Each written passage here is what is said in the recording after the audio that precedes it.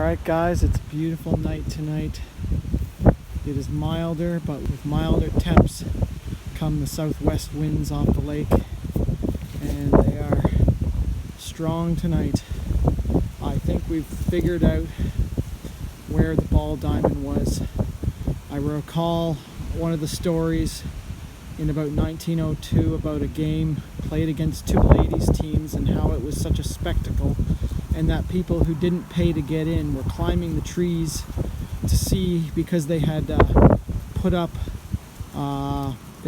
canvas all around so people who weren't paying couldn't see it. And this is the only area down in this corner that had large trees at that time. At the other corner where I was thinking it was, there were no trees at the time. So yeah, and that explains down in this area we got, I think we pulled 3 Eddie large sets, a Vicky fishy, KG5 fishy. I mean, it starts explaining a lot of stuff, but I think the ball diamond area itself, at least the inner playing field, is most likely covered, has been covered by a parking area. So yeah, this stuff's going to be deep, and we're in an area that gets used a lot, so there's going to be a lot of modern trash to try and see through. So we're up for the challenge, and let's have at her. Alright guys, it's been kind of slow. We've been going around a lot. We just got a modern penny. It seemed to be deep 4 bars, and we just had another signal that was it was lower, in the lower 20s this time, 2021, and yeah, we're right around that area where we got the Barber last night, and I think we're in a spectator area for the visiting team, I think, because look at that, 1894, another Indian head. So I've counted up all the Indian heads that I've dug at this park, and this is number 16. Crazy stuff. Awesome. Let's keep going around this spot. Yeah, this was 4 bars deep. Yeah, this stuff was dropped a good 100 plus years ago. This is definitely the ball diamond area. Has to be. All right, see you on the next. All right, guys, we had a high 30s sound, and that usually happens when stuff is relatively deep. And it's the first one out in this little spot, but got ourselves a musket ball. It's weird. It's almost got like a, I don't know if it's been fired. It's kind of got a wonky surface to it. It's not nice and round or anything like that, and it's even got a little bit of a, maybe where it hit there or something, I don't know. We're very, very close to where we found the 3 colonial tokens. So yeah, we're definitely in the old zone, and just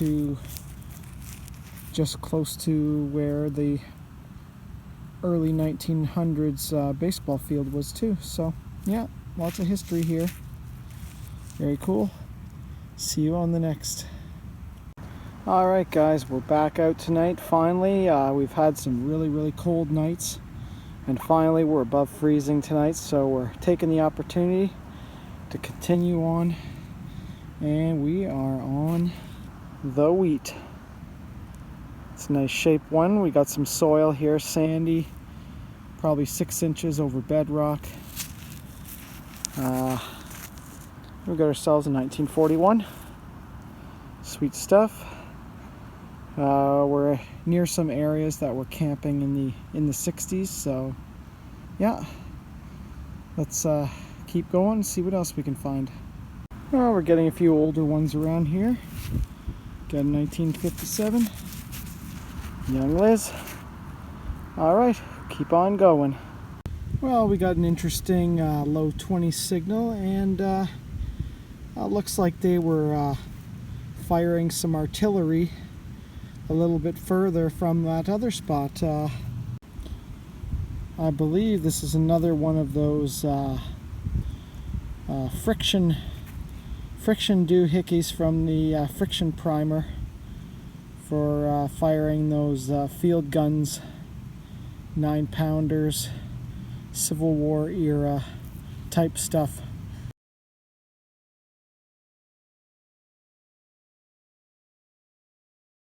Alright, see you on the next. We are on the weed again, and we got ourselves a 1941. Just like the other one, that's the third of the night. We didn't record the last one, which was a 44. Alright, keep on going, see if we can find some more artillery stuff here. I'm pretty sure in this spot I dug one of those transport plugs for an artillery shell. On that I unfortunately scrapped before I knew what it was. Alright, see you on the next. Yep guys, there was definitely some blasting going off here. Look at that. Oh, look at the shape that's in too. Look at that beautiful friction tube. It seems to be, doesn't look like it's been fired, and it's missing its pulley thing. There you can see the solder that went into that. Now they made many different models of these, and I have I was able to find the specs online from the British Royal Laboratory.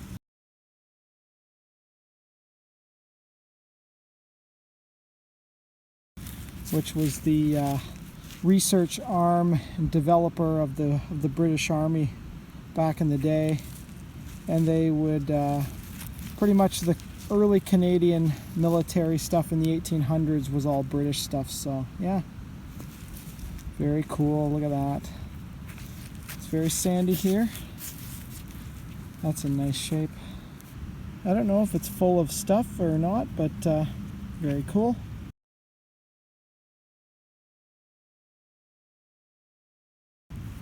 Alright, there was definitely some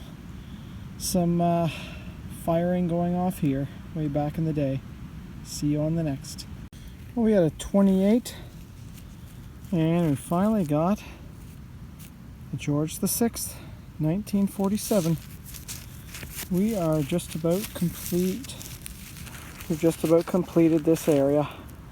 We're right across from where we got that Royal Artillery button. But seems to be lots of fill in here, so I don't know if some of that original ground we can reach. But I don't know.